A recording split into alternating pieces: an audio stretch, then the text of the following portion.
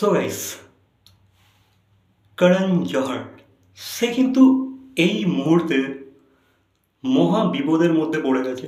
ঠিক আছে, মানে দোটানার মধ্যে পড়ে গেছে ভাই। মানুষটা দোটানার মধ্যে পড়ে গেছে যে ভাই কি করবে, সে আগামী দিনে কি করবে ভাই জাস্ট ভেবে পাচ্ছে না। ঠিক আছে, কারণ দেখো গাইস, তার যে আপকামিং মুভি দ্য বুল, যেটাতে আমাদের সল্লু ভাই সলমান খান হিরো হতে চলেছে, সেই মুভিটা কিন্তু তাকে স্টপ করে দিতে হচ্ছে। ঠিক আছে, এই মুহূর্তে কিন্তু করণ জোহর এই মুভিটাকে স্থগিত রাখার কথাবার্তা চিন্তা করছে।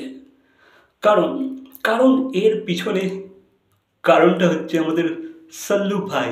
মানে যেমনটা আর কি শোনা যাচ্ছে যে ভাই সলমান খান নাকি একটা বড় অ্যামাউন্ট চার্জ করেছে। ঠিক আছে, এই ছবিটার পারিশ্রমিক হিসাবে, মানে নেক্সট লেভেল অ্যামাউন্ট চার্জ করে ফেলেছে। ঠিক আছে, তো সেই কারণে করণ জোহরের যে মুভিটা দ্য বুল, এই মুভিটার বাজেট অনেকটাই বেড়ে যাচ্ছে। আর প্রডিউসার হিসেবে করণ জোহর এই ভারটাকে সামলাতে পারছে না। তো এই মুহূর্তে কিন্তু ভাই করণ জোহর এই ছবিটা থেকে স্টেপ ব্যাক করতে চলেছে। শোনা যাচ্ছে যে ভাই এই ছবিটা নাকি কিছু দিনের জন্য পোস্টপন্ড হবে। ঠিক আছে, পোস্টপন্ড হয়ে যাবে, আবার হয়তো স্টার্ট হবে ছবির শুটিং।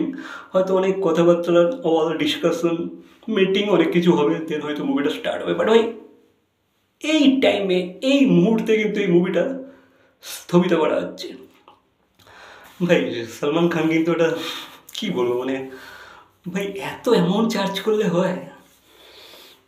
ভাই ভ্যালু তো আছে ভাই সলমান খানের, যাই আনুক ভাই, যেমনি মুভি আনুক ভাই, তার মুভি কিন্তু ভাই 100 crores তো ভাই হাসতে হাসতে চোখ বুঝে কিন্তু ভাই ক্রস করে বেড়ায়। তো ভাই ভ্যালু তো আছে। ঠিক আছে, মানুষটার ভ্যালু আছে, এটা তো ভাই মানতে হবে, কিচ্ছু করার নেই। তো সে তার ভ্যালু হিসাবে কিন্তু ভাই প্রডিউসার থেকে একটু বেশি চার্জ করে ফেলেছে। ঠিক আছে, মানে যেমনটা আর কি শোনা যাচ্ছে যে ভাই সে নাকি দ্য বুল ছবিটার জন্যে নেক্সট লেভেল অ্যামাউন্ট চার্জ করেছে, যেটা ভাই করণ জোহর জাস্ট ভাটটা নিতে পারছে না। তো এবার জানি না কতটা সত্যি এই কথাটা, বাট এই এই নিউজটাই কিন্তু আসছে, বা এই এই এই বিষয়টাই কিন্তু শোনা যাচ্ছে। মানে বলছি যে এই মুভিটা বন্ধ করার পিছনে কিন্তু এটাই একমাত্র কারণ হতে পারে। হয়তো অন্য কোনো কারণও হতে পারে, বাট এই মুহূর্তে এটাই জানা যাচ্ছে।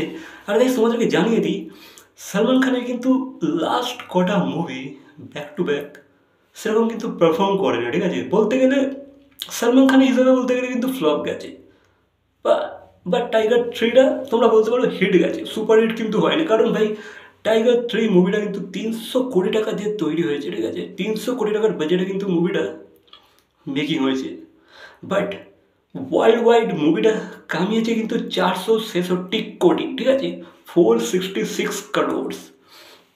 তো দেখতে গেলে ভাই সলমান খানের মুভি হিসাবে কিন্তু এই মুভিটা খুবই কম আর্নিং করেছে। যে টাইগার যে ফ্র্যাঞ্চাইজটা, তার যে হাইপটা, সেই হিসাবে কিন্তু মুভিটা কমই আর্নিং করেছে। আর এমনিতে দেখতে গেলে ভাই মুভিটা লাভ তো করে নিয়েছে, বাট ভাই সেই যে সুপার হিট হওয়ার দরকার, যে এক্সপেকটেশনটা মানুষ বা পাবলিক জনতা সলমান খানের মুভি থেকে রাখে, বা tiger three, specially tiger three এই মুভিটা থেকে রেখেছিল, সেটা কিন্তু ভাই মোটো অ্যাচিভ করতে পারেনি। হাইপ ছিল একটা, বাট ভাই সেই হাইপটাকে কিন্তু টাচ করতে পারেনি, মানুষ পছন্দ করে না মুভিটাকে। ঠিক আছে, সো সলমান খানকে এটা ঠিক করছে প্রডিউসারকে এতটা বিপত্তির মধ্যে ফেলে দেয়। মানে মানে ভাবো ভাই, প্রডিউসার যেখানে করণ জোহর, সেও ভাই টেনশানে পড়ে গেছে। মানে বুঝতে পারছো কী লেভেলে চার্জ করেছে? আমার মনে হচ্ছে ভাই খুবই মোটা একটা অঙ্ক চার্জ করেছে। ঠিক আছে, এবার আমরা কারেক্ট অ্যামাউন্টটা জানি না, বাট ভাই সলমান খান কতটা চার্জ করতে পারে আমরা আন্দাজা লাগাতেই পারি। তো সো স্যাড ভাই, করণ জোহর পুরো গায়। তো লেটস সি কী হয়, আগামী দিনে মুভিটা আসে বা মুভিটার শুটিং স্টার্ট হয় কি না, সেটা তো আপডেট আমরা পেয়ে যাবো। বাট এই মুহূর্তে এই খবর চলছে মার্কেটে, তো সেটাই আমি তোমাদেরকে আপডেট দিয়ে দিলাম। তোমাদের কি মতামত এই বিষয়ে অবশ্যই কমেন্ট করে জানাবে। ভিডিওটা ভালো লাগবে লাইক, কমেন্ট, শেয়ার, সাবস্ক্রাইব। তো দেখা হচ্ছে পরবর্তী কোনো ভিডিওর সাথে। Till then